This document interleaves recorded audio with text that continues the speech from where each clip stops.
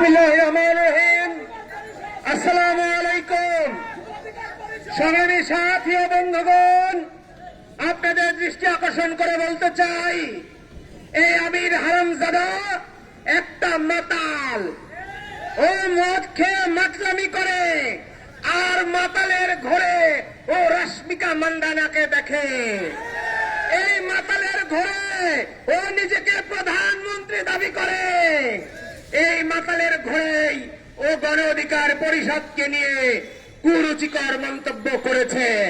এই ধরনের মাতাল সংসদে থাকতে পারে না।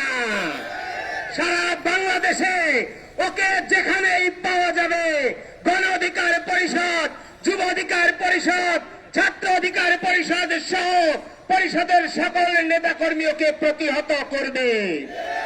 জামাতের সভাপতির উদয় হতে হবে। ৭১-এ তারা রাজাকার আল-বদর আল-শামস হয়ে এদেশের মানুষের উপর যে নির্যাতন নিপীড়ন চালিয়েছে, এদেশের মানুষের, এদেশের মা বোনদের সম্ভ্রম কেড়ে নিয়েছে। এই ২৪-২৬ সালে এসেও আমরা দেখতে পাচ্ছি কুষ্টিয়াতে গণ অধিকার পরিষদের সাধারণ সম্পাদকের দোকানপাট একইভাবে লুট করা হয়েছে। আমরা আগে যেমন তাদেরকে রক্ষাটার ভূমিকায় দেখতাম, এই ২৬-এও তাদেরকে আমরা রক্ষাটার ভূমিকায় দেখতে পাচ্ছি। অতএব এই জামাত শিবিরকে যদি রাজনীতি করতে হয়, তাহলে প্রগতিশীল রাজনীতি করতে হবে। তারা যদি তাদের পৈতৃক সেই পাকিস্তানের কায়দায় রাজনীতি করতে চায়, তবে আওয়ামী লীগের মতো তাদেরকেও এই দেশ থেকে সমূলে উৎপাটন করা হবে।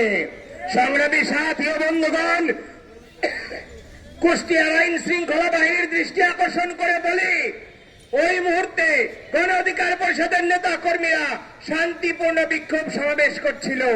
সেখানে আমির হারামজাদার গুন্ডা পান্ডা বাহিনী তাদের উপরে লাঠি সোটা নিয়ে আক্রমণ করেছে। আইন শৃঙ্খলা রক্ষাকারী বাহিনী কি তাকিয়ে তাকিয়ে তামাশা দেখেছে? বর্তমান আইন শৃঙ্খলা রক্ষাকারী বাহিনী কি এখনো তাদের মনোবলে ফিরতে পারে নাই, নাকি তারা তলে তলে এই জামাত শিবিরের গুপ্ত হয়ে বসে আছে? সেটাও বড় প্রশ্ন হয়ে থাকে। সংগ্রামী সাথী ও বন্ধুগণ, আবারও বলতে চাই, এই আমির হারামজাদাকে যেখানে দেখা যাবে বাংলাদেশের এই প্রত্যেকটি অঞ্চলে যুব অধিকার পরিষদ, ছাত্র অধিকার পরিষদ এবং গণ অধিকার পরিষদের নেতা কর্মীরা তাকে উপযুক্ত জবাব দেবে। এই মাতালকে সংসদ থেকে বের করতে হবে। জামাত ইসলামকে সিদ্ধান্ত নিতে হবে তারা এই ধরনের মাতাল দিয়ে সংসদে আইন প্রণয়নের জন্য যাবে কিনা। ধন্যবাদ সবাইকে।